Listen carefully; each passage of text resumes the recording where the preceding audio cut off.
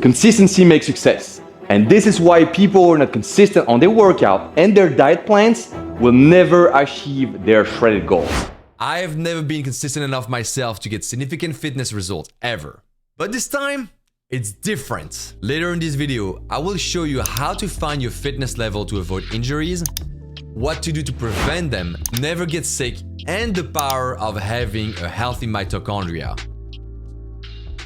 Have you ever tried gym weed? Well, this video is not sponsored by them, but I'm definitely gonna crack one open. Cheers. So here's the deal. I've managed to mess up my back twice in just 3 weeks. Pretty much a brutal reminder that in the quest of gains, consistency comes in hand to hand with caution. Because if you f stuff up, you're not consistent anymore since you have to rest and heal. My back is feeling much better. I just went to a chiropractor and he told me that one of my discs on the floor is fucked up because my hips are like this. But anyway, I'm going to work out after a week. Back to the routine, slowly but surely.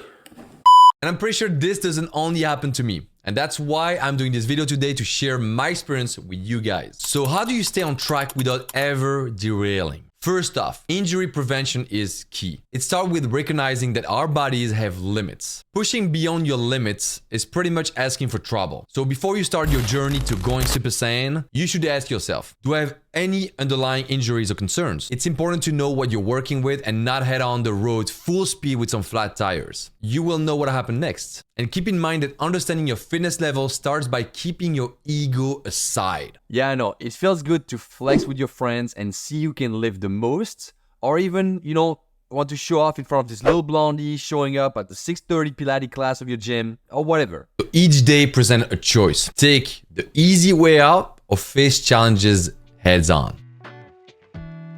This isn't just about recovery. It's about redefining what discipline means in the context of our lives. It's about setting realistic goals, following a diet that fuels your body, and sticking to a workout plan that balances progress with health. The road to recovery isn't just physical, but it's also a mental battle. One thing to remember is that the body's ability to recover is just as important as its ability to perform. So recovery sometimes a necessity, right? And to give you a better picture, proper recovery involves not just resting and sleeping for a whole night, 10 hours, but also active recovery, which is nutrition, hydration, stretching, mobility, cold plunging, all these kind of things. But why do we even bother, right? It's not just about the physical gains. It's about the mental and emotional growth that comes from overcoming challenges. And trust me, getting shredded and going Super Saiyan is definitely a challenge. Time for some facts with Jeremy the scientist. Thank you, Justin. Thank you. Here's some science, my friend. Did you know that regular physical activities can boost your mood and also decrease feeling of anxiety and depressions? And all this thanks to what we call endorphin. Endorphin is our natural body's mood lifter. You're very welcome from Jeremy. Jeremy's pretty good, right?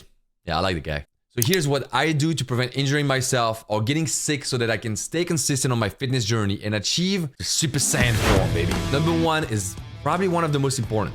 I've started this year to implement way more aerobic workout. But a quick note, aerobic is exercises that requires continuous oxygen versus anaerobic, which is exercise that requires a burst of oxygen. See the difference here?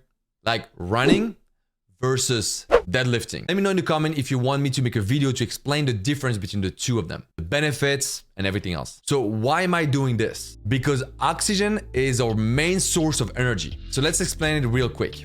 We have in our cells small factories called mitochondria that are converting oxygen that we have in our blood to energy. We can increase the efficiency of these little factories by doing aerobic workout. So the aerobic workout that I do is keeping my heart rate in zone 2, which is to me 155. And I do this for 30 minutes, 3 to 4 times a week. So my heart rate has to be consistently around 150, 155. This measurement will change over time as my aerobic condition gets better. So a good way to gauge it out is that you have to be able to have a full conversation with someone and you're able to talk to them, no problem, for the entire duration of the workout. So minutes, 40 minutes, whatever it is. But they are still able to tell that you are making an effort right now. Second thing I do, 24 hours fast per week to regenerate my cells. I usually do like only water, but sometimes I get myself a good cup of coffee. Some people coffee might increase your glucose level. So a good way to check it out is to check your glucose level before you get the coffee on a fast and about 30 minutes right after you drink your coffee. If it's spiked up, you know that you cannot drink coffee during your fast to be efficient.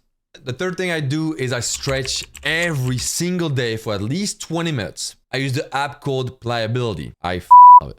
This app has a daily program with long haul stretches to really dig in and release this tight ass muscle. It will improve your flexibility, mobility, and also overall recovery. The other thing I do, I cold plunge 5 times a week for at least 3 minutes. Cold exposure has been proven to boost immunity, reduce inflammation, combat depression, increase metabolism, and way much more. I'm not gonna list them all here. If you don't have a cold plunge, you can either do cold shower, that can do the trick as well. Or you can also find some places around you that have cold plunge, like a spa, or sometimes gyms have cold plunge nowadays. I also do red light therapy. I bought the Juve, just so you know.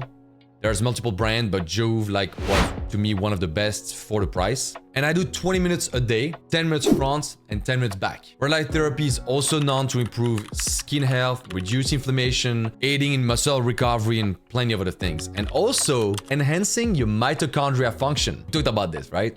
I drink a lot of water, 1 gallon a day minimum. And that helps me out to flush out all the toxins, increase the aerobic capacities, lubricate my joints, and transport all my nutrients to my organs so I'm feeling the best. What I do is I add 1 pack of Element, which is an electrolyte brand that I really like. I put the link in the description, into my gallon of water. And that's something that you can also do during a fast, because electrolytes will not break your fast. It also add like a good taste to your water if you like watermelon or something like this. Something that really changed my life is meditating only 10 minutes a day. Crazy change. Improve my focus. I'm able to reflect better on my goals, so I'm not giving up. It lowers my stress level, which can easily cause inflammation and plenty of other issues, obviously. Increase my immune system. The list goes on, right? Another thing to prevent injuries is try to warm up. I don't warm up all the time, to be honest. But this is a habit that should be implemented to avoid stupid, quick injuries. Roll your arm like that for 30 seconds or something. It will already help to lubricate your joints. When you do your triceps, it doesn't feel inflamed and tight. And take supplementation. I take a bunch of supplements every day for breakfast, lunch, dinner, but all of them are based on what I'm lacking in terms of nutrition or genetic tests, so that I'm not supplementing something that I don't need. And again, supplements are not a drug. It's not a medicine. It's supplementation for what we lack in our food nowadays, or other factors. Another point that's pretty obvious is also eating healthy and having a balanced diet based on your goals. Try to avoid drinking alcohol. At least don't drink too much of it. If you're drinking, try not to drink high sugar drink. Try to go for something cleaner. For myself, I love tequila, because tequila is from the agave plant, which is a sugar that's processed better by your body versus all the other sugar. You can add, and you can make it fancy. You can have tequila on the rock with some lime juice, a bit of agave syrup. It's perfect. It's like so tasty, and it's basically does the work of a Friday night drink when you had a long ass week without messing up your entire progress of the week. That's the beauty of it. Because you know that my channel is about getting shredded while still enjoying food, social life, which is, you know, having a drink occasionally. This journey towards transformation is more than just physical perfection, right? We talked about a lot of things, but it's also about being able to fight your inner demons and emerging stronger on the other side. And one thing you gotta remember, guys, is no pain, no fucking gain, right? We all know this saying. And remember, do not overdo it. Pace yourself so you can stay consistent and you don't end up feeling like your 80 years old grandpa, which I felt like when I fucked my back twice. Make sure you subscribe. Thank you so much, guys, for watching. I see you next time.